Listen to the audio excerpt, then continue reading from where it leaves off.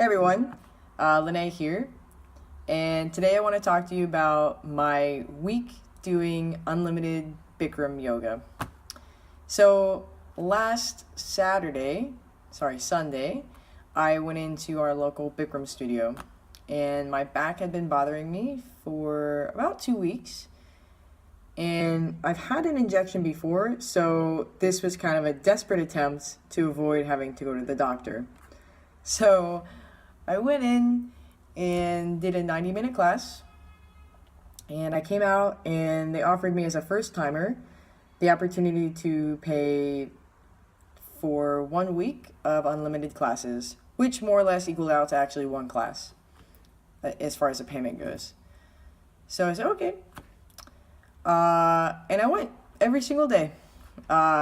And now this studio has not just a 90-minute traditional Bikram class, but also a 60-minute class, which is basically the same thing, but instead of doing all of the poses twice, you do them once and for just a little bit more time.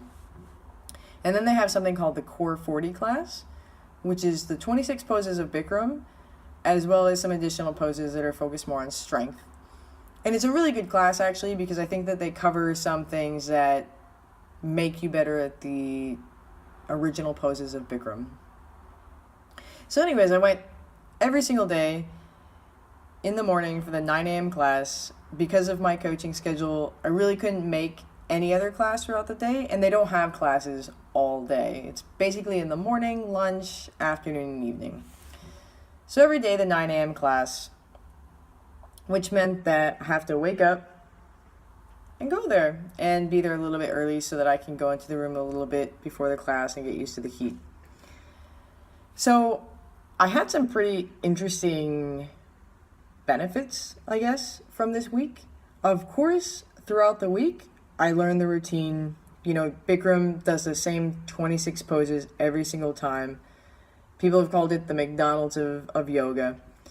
So of course I learned the routine, but I also improved an insane amount on all of the poses. So I was able to do like all of the poses from the start, but my flexibility improved, my balance improved, my self-awareness of my posture improved. And I'm pretty aware of my posture anyways, but this was really, really a positive experience. In a completely unrelated effect of yoga was because I was waking up early to go. I had just come back from holiday for a few weeks, and then my husband had a surgery, so I wasn't waking up so early. But before all of that, my internal clock kind of woke me up around 7:45 or 8 every single morning. I just didn't need to set an alarm. So after a week of yoga, after 3 days actually, I was starting to wake up at 7:30 again. I didn't need the alarm. So that was really great. And I had been trying to reset my biological clock, but it just wasn't happening. So I'm really, really happy with that as well. So at the end of the week, which I finished yesterday, and my back still hurts a little bit. I still have issues. I'm probably still going to have to go to the doctor because I do have a legitimate injury there. But I feel much better. I don't have this aching pain all of the time that I did before the week of Bikram. So I had signed up for 1 class a week, so I'm going to upgrade probably to 2 classes a week. My training regime before the holiday and before a little bit of a break I took was really, really focused just on CrossFit and hockey, of course. So going into basically the second half of 2018, my idea is to focus more on things that help me to express the fitness I gain in CrossFit. So what does that mean? I'm still going to be doing a lot of CrossFit training. I love CrossFit. I love the gymnastics. I love the Olympic lifting. I really like doing WODs that push your limits. But I also am going to be focusing on getting back into endurance running, getting back into swimming. I hired a swim coach, dedicating twice a week to yoga, dedicating more time to climbing, more time to trekking, and of course, like, still playing hockey 3 times a week.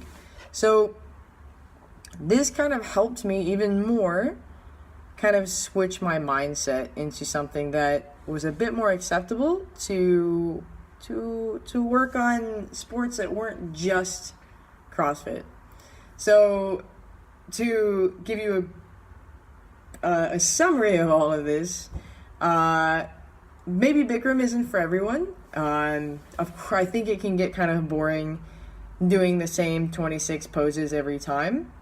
But I really personally like the heat, especially now in Chile. It's winter for us, or going into winter.